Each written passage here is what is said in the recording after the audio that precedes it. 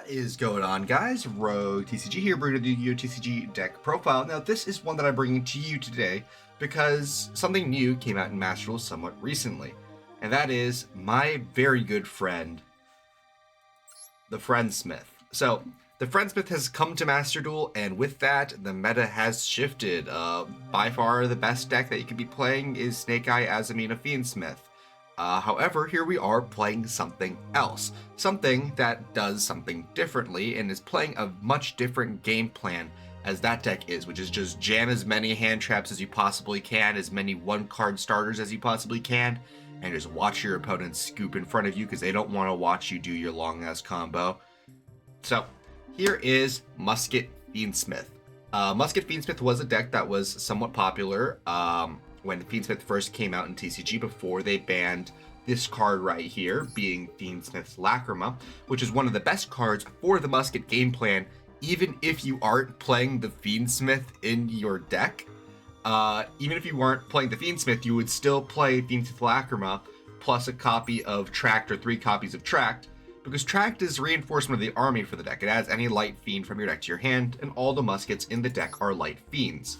As well as in the graveyard, it's a poly from cards using your field and hand. And in order to do that, you would make the generic Fiendsmith Lacrima, which is now out of my list. Okay, now that he's back in here, you would make Fiendsmith Lacrima, which allows you to keep extending. But that is banned in the TCG, but is not in Master Duel, so I'm very happy to be playing with this card once more. So that's enough yapping. Let me bring you the deck profile.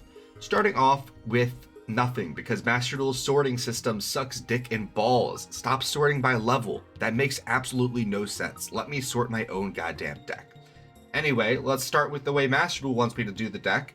Let's start with Fabled Lurry, because that's the first card you gotta mention when you're talking about Musket, of course, right? Now, this is just a part of the Fiendsmith engine. Our only hand traps in the deck are 2 copies of Maxi. If we are going second, this is the only one that's really gonna, assist us. This deck is already pretty good at going second, so no need to overcomplicate things with bricky-ass hand traps that don't do anything to forward our game plan. And now let's talk about our muskets. All the muskets have an effect where if a spell or trap is activated in the same column as them, they are going to, on a new chain, activate an effect. And I'm going to refer to those as column effects for the rest of this video, just so you all know. So, we're on triple copies of Magical Musketeer Caspar. Also, the muskets allow you to activate the Magical Musket spells and traps from your hand as if they were set, as long as they're face up on the field. So it basically turns all of our in-archetype spells and traps into hand traps, which is one of the main reasons why we are not playing them, because why would we play our engine hand traps and then a bunch of non-engine hand traps? That just seems like you're looking to open a bunch of hand traps and nothing to do. So that don't make no sense. So we're on triple copies of Magical Musketeer Caspar. Its column effect allows us to add a Magical Musket card from our deck to our hand, except for the one that we activated in column if we did activate one in column. We're on double copies of Dock, allowing us to add back a Magical Musket card from our graveyard to our hand, except for the one activated in column if we activated one in column. We're on double copies of Kid Brave, allowing us to pitch a Musket card from our hand in order to draw 2 cards. Triple copies of Starfire, allowing us to, the column effect allows us to special summon a musket from our deck other than itself in defense position, which is really good for field flooding. And then 1 copy of Calamity, which column effect allows us to bring back a musket from our graveyard in defense position, which is also pretty good for flooding. Except it's, of course, since it's only from graveyard, it's significantly worse than Starfire is. But that's it for our main deck muskets. Now let's talk about our other monsters in the list, being 1 copy of Unchained Soul of Sharvara for our Unchained engine, and 2 copies of Fiendsmith Engraver. It is at 2, unfortunately. It doesn't make much of a difference. Not really, no. In this deck, everything's Light Fiend, so we're always going to be seeing this guy one way or another. And because of the Lacrima Fusion, we are also always able to get it in our hand, even if we didn't open it. So it's not the worst in the world that it's at 2. It's a little bit of a consistency hit for decks that aren't playing Light Fiends, so I'm perfectly content with this hit. And now let's talk about our non-engine. There is a lot of non-engine, and then we'll cover the musket cards, because again, Master Duel sorting sucks dick and balls, and I hate it so much, which is one of the reasons why I don't do Master Duel videos all too frequently. Let's talk about the cards that specifically benefit Musket the most, being Link into the Vrains, allowing us to special summon a monster from our hand but negates effects, and then immediately after the effect resolves, Link summon one Link monster using monsters you control as material, including that monster. The Link summon cannot be negated, and they cannot activate anything in response to the Link summons monster's effect activations, or anything else in that chain. So, what does this card do? We summon a Musket, we summon Magical Musketeer Max, and we win the game. You will see once we get to Max why we win the game if you are unaware of what Max does. But also in this deck, we can't not only just go into Max, we can also go into Fiendsmith Requiem, which is a Link one that only needs a Light Fiend. And since it will, how Link into the Vrains works is it will prevent your opponent from activating anything or responding to anything that is activated when the monster is summoned. If we activate Requiem's quick effect immediately on summon, your opponent can't respond to that. So you are getting that Fiendsmith no matter what. So that's how that little interaction works. And then also a fun little interaction, while Link into the Vrains is in your graveyard and a Link monster you control is destroyed by a battle or card effect, you are able to banish Link into the Vrains out of your graveyard, target a monster in your graveyard with the same type as the monster that was destroyed on your side of the field, and add it back to your hand. We're playing a majority Fiend monsters. What's a Fiend in our graveyard that we would like to add back to our hand? Hint, hint, nudge, nudge. Engraver plus every single Musket works well in our hand because Tract allows us to fuse out of our hand. So, very interesting interactions there, and it works incredibly well with the Unchained cards. Speaking of our Fiendsmith Tract, we're on triple copies of Tract, allowing us to add a Light Fiend from our deck to our hand, then pitching a card, and we can banish from the graveyard to fusion summon a card using monsters from your hand and field. And we're also on triple copies of Fiendsmith Sanct, allowing us to, if we only have no monsters or only Light Fiends, we can special summon a Fiendsmith token, and we can't declare attacks for the rest of this turn except with Fiend monsters. And if this card is in the graveyard and a Fiendsmith monster you control is destroyed by battle or card effect, we're able to reset this card to our side of the field. Are we going to be resetting this that often? Probably not, no. Is this a free spell that we can activate behind our Muskets as well as getting a free token for Link plays? Yes, it is, and that is why we were playing it. There's also an additional target for our Fiendsmith Engraver's discard effect in order to add a Fiendsmith spell or trap from our deck to our hand. So if we open Tract plus Engraver, we are able to search something other than Tract, so we can actually utilize that search. And then for our Musket spells and traps, all of these, keep in mind, we are planning on activating all of these out of our hand. So we're on one copy of Cross Dom, which is a targeted negation that also will turn the monster's attack and defense to 0. So we can activate in the damage step. One copy of Desperado, which is a targeted pop. One copy of Dancing Needle, which is DD Crow on crack, targeting 3 cards at the graveyards and banishing them. One copy of Last Stand, which is a spell and trap negate in the form of a counter trap, which is very important for trap-based matchups like Labyrinth. This deck actually is really, really good against Labyrinth, funny enough, which I think is very neat. And then one copy of Crooked Crown, which just allows us to special summon a Musket out of our hand. This is very useful for plays where our opponent has targeted destruction and we have multiple Muskets in our hand. If they know what we are up to, they will not let us stick a Musket.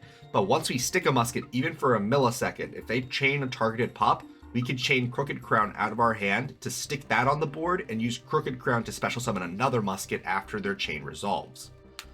And then for the rest of our deck, for our hand trap mitigation tools, we're on triple copies of Thrust, 1 copies of Talons, double copies of Called by the Grave, and then for generic cards, we're on 1 copy of Forbidden Droplet, we're on the Abominable Chamber of the Unchained for our Unchained engine, and 1 copy of the Black Goat Laughs as a good discard target, as well as one of our main sends off of a card like Beatrice, Lady of the Eternal. But that's about it for the main deck. Now let us cover our extra deck, starting with the most important card, the card that I mentioned earlier, being Magical Musketeer Max. It needs a level 8 or lower Magical Musket monster. If it's Link summoned, we can activate one of these effects. Either add Magical Musket spells and traps with different names from our deck to our hand, up to the number of monsters our opponent controls, or special summon Magical Musket monsters with different names from our deck, up to the number of spells and traps our opponent controls. And we can use each effect of Max once per turn, and it has that Musket effect where we're able to activate the spells and traps out of our hand. Funny thing is, every time someone pops a card on my side of the board, like a targeted pop, even after my first turn setup or turn 2 setup, this is always the card that they pop. And I just wonder why. Why do they pop this card? This card has gotten me all the value it has to get me. It does absolutely nothing after I use it. It is just there to be linked off into Requiem. So if it does manage to stay on the board, why are you popping it? All the muskets do that. So why Max specifically? Because objectively, while it is on field, it is the worst musket to have. So just something I note. I would recommend picking up this deck, if not only for the reason that people on Master Duel have absolutely no clue what it does, and they will misplay out of their ass against you and just hand you free wins, which is incredibly nice and a very great feeling. So we are on Max. This does set the precedent for this deck wanting to go second, but Link into the Vrains will make sure that Max will resolve if they do not have an answer for Link into the Vrains. We're also on double copies of Requiem. People are playing Kashtira Unicorn in order to rip cards out of your extra deck. So Requiem is playing 2 Requiem is incredibly good in this deck because we can. We're a light Fiend deck. Like, why wouldn't we play multiple cards of the copies of the cards that people are likely to banish with Abystial, banish with Called By, banish with Unicorn? Why would we not play multiple copies of that? We have space in the extra deck, so why wouldn't we? So we're on double copies of Requiem. We're on 1 Unchained Soul of Rage for our Unchained portion of the deck. 1 copy of IP Masquerena. This is a flex spot. You don't have to run on IP Masquerena. 1 copy of Muckracker from the Underworld. This one is not a flex spot. This card's very important for the deck. It really helps you in a lot of corner case scenarios. It protects your board. It brings back cards. It's just a really powerful card. The only downside is it can't be used as link material the turn it's link summoned, but it's a pretty good piece to end your board on, so you weren't really wanting to use this as link material anyway. 1 copy of Unchained Soul Lord Yama, also a very powerful card. It's generic. It lets us access the Unchained engine in the first place, so we gotta play it. 1 copy of SP Little Knight. This card with the Unchained engine is crazy. Every time you say, like, hear me say Unchained, take a shot, so on and so forth. This card plus Rage is incredible, and it will represent 3 points of interaction by itself with the Rage. Rage being 1 point of interaction with linking off an opponent's monster. SP being 2 points of interaction on summon and banishing a card from the field or the graveyard. And then when your opponent activates a card or effect, we're able to tag out using SP and taking one of their monsters along with it. We're also on 1 copy of Sequence. If you were to cut IP Masquerena, I would recommend you bump up the sequence count just by 1, just because this card does actually come up in needing to have multiple. So this is a card you might want to consider increasing the amount, as well as another flex spot being a Mekk-Knight Crusadia Avermax. This is only in here because I pulled a Royal, so yeah. For our Xyz, we're on 1 Typhon. This card's really good in this deck. It's a Fiend Xyz, so we don't actually get bothered by our lock given to us by Unchained Soul of Sharvara. In fact, we can actually use Sharvara most of the time as the material for Typhon, which is very funny. And then once we detach to bounce a card, rather, we get that set off of Sharvara. We're also on 1 copy of DDD Wave High King Caesar. Necroquip Princess is not in Master Duel, so it is a little bit more difficult to be making this card. However, we do have Blackrama, which helps us make this card pretty damn easy. This is our way to play around Nibiru. This is our way to shut down decks like Fire King. So we are playing it. 1 copy of Beatrice. This card is just generally pretty useful. It can send cards like our Fiendsmith Engraver. It can send cards like the Black Goat Laughs. Like, it's just really good. If you want to play some anti-cheese, like anti-Tampai cards, you could also do that. You could play Angel of Blue Tears or something along that line if you want to do more of that. I'm just trying to play it more standard, so I'm just putting it in here for the Black Goat Laughs and using it for corner case scenarios. If you don't want to spend the UR dust on this, you don't have to. It's not necessary in this build of the deck like it is in Fiendsmith Snake Eye Azamina, where they need like the stupid busted Love All chain in order to do anything. We don't, so, you know, take with that as you will. And then we're on the Fiendsmith cards of Lacrima and Desiree. That's gonna be about it for the profile portion of this video. I did get a couple comments in my latest videos talking about how they would like to see me play some games. I didn't initially want to do it when I was starting this channel because I thought that was a little bit too similar to what other creators were doing, like NBT and the like. However, I have decided that I will be doing some sort of, like, you know, showing off of what the deck has done. So I am going to be showing you some duel replays from the last couple of days when I've been grinding with this deck. So please sit back and enjoy as I walk you through my turns. Alrighty, in this game I was playing against Drytron. We were going second, and that can be a very scary thought for some Master Duel players, but I play TCG, so it's no big deal. But let's see what we are working with. Our opponent selected to go first. We are opening hand of Starfire, Engraver, Talons, Thrust, and Tract. The fun thing about this deck is since we aren't playing hand traps and we're pretty much just playing things to break our opponent's board, this is a good time where we can stand up and go piss, or go have a snack, as our opponent can combo off and do whatever the fuck they want. Because it doesn't matter what they do. It genuinely doesn't matter. Like, we're just gonna watch them here. I'm not gonna even commentate what they're doing. I don't give half a fuck what they're doing, at all. That's the nice part about this deck. You can just let them do their thing, and then just clean their clock. Except in a more nice way than Tenpai, because Tenpai is very rude about it. We're nice and polite, because we are muskets. So they're just doing their thing, they're activating their stupid-ass field spell, making a Linked Haribo band-ass card. They're making their cards, Ben 10 at Ben 10, wow, that's a super epic and swag. Reaper-Docus, this card only does cool things. We're gonna make that into a Cyber so we can make Link Decoder, make Protect Code Talker. Okay, they're doing Firewall shenanigans, that's super epic and swag and really cool. They're making Draconids, so that's a board wipe there. There's a Firewall, their thing comes back, because of course it does. Then they're going to use Firewall to return a card from graveyard to hand, and then they are going to perform into a big Firewall, being Firewall Dragon Singularity. They're going to special out that, and then they're going to make a 2-mat Apollousa. They're going to use that in order to bring that back from the graveyard, pitching a Ben 10, using Ben 10 to search Vanity's Ruler for follow-up. And then they're going to use Medionis Drytron to add it back to hand because they can. And they are going to be passing. Now, let's take a moment and look at what this actually represents. They have a Firewall Dragon Singularity with Rituals Xyz in the graveyard. So they are able to bounce 2 cards from our field to our hand and they'll gain attack.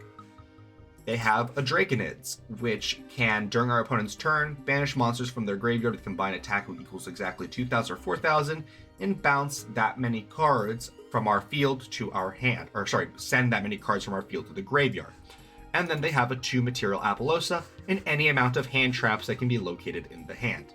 So they functionally have 2 different ways to clear monsters off the board, and then 2 negates. So let's see what we're able to accomplish. Our draw for turn is going to be a second Engraver, not optimal at all. We want to have at least 1 in deck. But we are going to start with our Engraver, trying to bait out the Apollousa, which they do, because they are a silly little Drytron player and their brain is the size of a pea. And then we are going to immediately Tactics in order to steal their Apollousa. Now we have 1 negate for one of these 2 monsters right here. And because they activated a monster effect, we are able to go triple Tactics Thrust in order to add Link into the Vrains, so they are unable to interact with our Musket. We are then immediately going to fire that Link into the Vrains, making a specialing our Starfire, and then making our Magical Musketeer Max, which they cannot respond to with any effects. We are going to be using Max in order to add 3 spells and traps from our deck to our hand, adding a targeted negation, adding 3 banishes, and adding a pop. We're going to be using our Tract here. They're going to Ash Blossom and Joyous bring our Tract.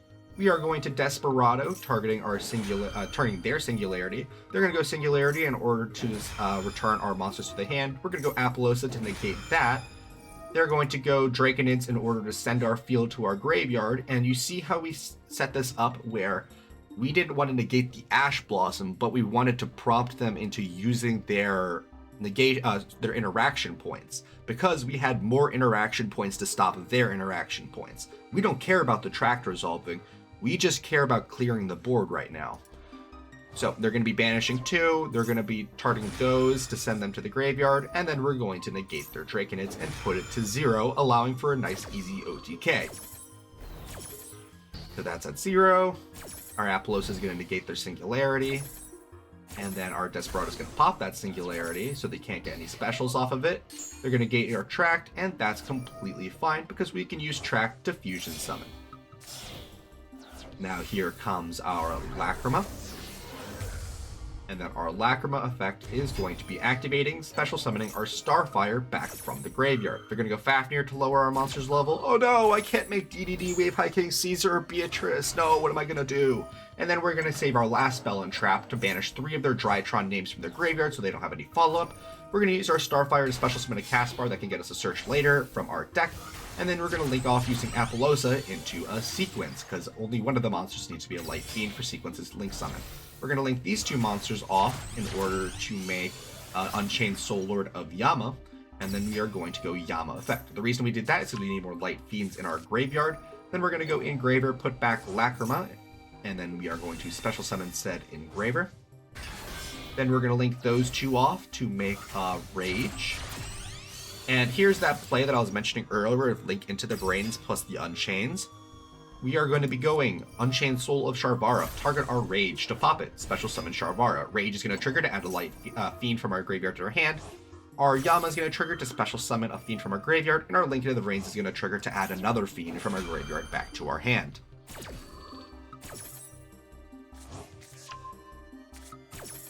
And with that, we are going to special summon our Caspar, we're going to add our Starfire, and then add an Engraver for next turn. We're going to go Sequence here in order to Fusion Summon. We're going to remake that Lacrima we just put back. And then here, we are going to be able to Link Summon into the card that we have not made yet, being Requiem. We did all of this without Requiem. And because we made that Lacrima by putting a Fiendsmith back, we can special summon the Fiendsmith that we put back into our deck. Then we can go Sequence to equip onto the Engraver, Engraver to send it to the graveyard to send that Drytron to the graveyard, normal summon Starfire because all of that was also without our normal summon, and then we're going to Link Summon into a Muckracker from the Underworld. Now we're going to be able to go Muckracker, discard the Engraver to bring back that Soul of Rage, and we're going to go Combat. 18, 1k, 18, 24, and 2k for lethal. Easy, clean, OTK. Let's check out another game. Alrighty, for this next game, we are going to be going second. We won the coin flip, but we chose to go second into Labyrinth. You notice a lot of our interaction last time was for monsters. How are we going to deal with Labyrinth? Well, let's start with our opening hand. Our opening hand is quite bad. It has Sharvara, Double Sanct, Crooked Crown, which we only want to see if we have multiple muskets in hand, and a copy of Thrust into Labyrinth. So let's see what we're able to accomplish. Our opponent is going first. They're going to be activating our lab. Oh, they're going to be setting 3 cards, and they're going to be passing. This is excellent for us because as long as we can get a max to stick on our side of the board, we are bing chilling. We see a Kid Brave. This is our only musket that we have access to, so we are going to have to use it very carefully. And by using it very carefully, I mean normal summoning it. They're going to go Welcome Lab in order to special summon a lab from their deck. They're going to use Welcome Lab in order to summon a lab from their deck, and because they have the field spell, they're able to pop something on resolution. So we're going to go Sanct in order to get a token. And if they do not pop our Kid Brave, we are going to be able to pitch this Crooked Crown in order to draw 2, so they have to. And then we are going to Link Summon into a Requiem. Here we are going to be able to go Requiem Effect. We are going to special summon our good friend out of our deck. And we are going to be using our Sharvara, targeting our set in order to special summon it. Here we're going to be able to perform a Link Summon into our copy of Sequence. And we're going to go Sharvara Effect to set our trap from our deck. And then we are going to go Sequence to Fuse. Here they're going to Valor our Sequence, which is acceptable. They have now used a monster effect and they control a monster, so our Thrust is now online, so we can add our track to our deck to our hand if we'd like to, or we can add whatever else we'd like. So here we are going to be adding that track that I mentioned.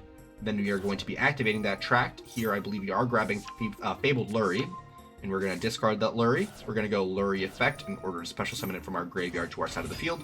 Then we're going to use Tract in order to Fusion Summon. Here we are going to be able to Fusion Summon into our Lacrima.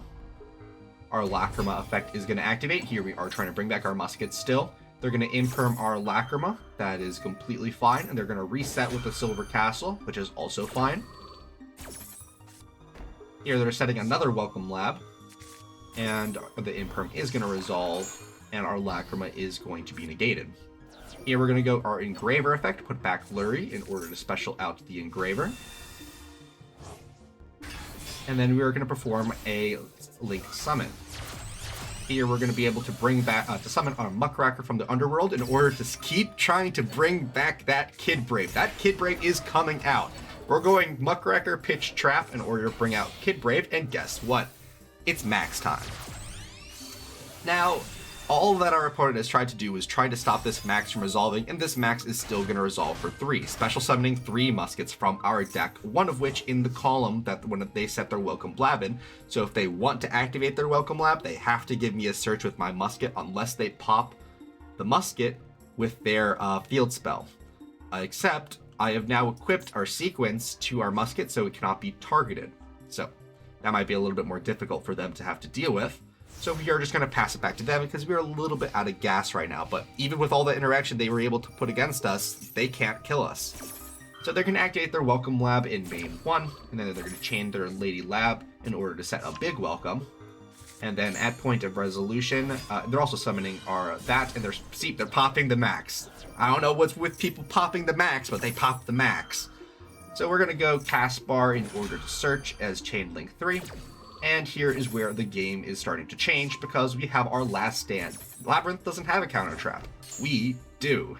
So this is going to make it significantly harder for them to actually perform their game plan. They're going to go Arias in order to pitch, in order to either special or set. Here they're special summoning Lovely Lab of the Silver Castle. Here we're going to go Unchained in order to just bring back that Sharvara in order to trigger that Dock. Dock here is going to add that Crooked Crown. The thought process behind this is I wanted to be able to activate a spell and trap behind the Starfire that wasn't Last Stand if I didn't have to use the Last Stand in this turn, in order to special summon a musket from my deck to this zone here to lock down this spell and trap. That's just the thought process. Here they're going to reset their Imperm, they're going to activate their Eradicator. Here we do have to activate our Last Stand because they are calling trap. We're going to activate behind the Starfire. We're going to negate their Eradicator, and then we are going to be able on a new chain to trigger our Starfire. Starfire is going to be able to summon a Calamity out of our deck. They're going to go to pop our Sharvara. We're going to send our Calamity instead. They're going to go to pop our Muckracker. We're going to send the Starfire instead. And they are going to pass back to us. Here we draw a Tracked Return, a very good top deck. We're going to go Tracked in Dock column.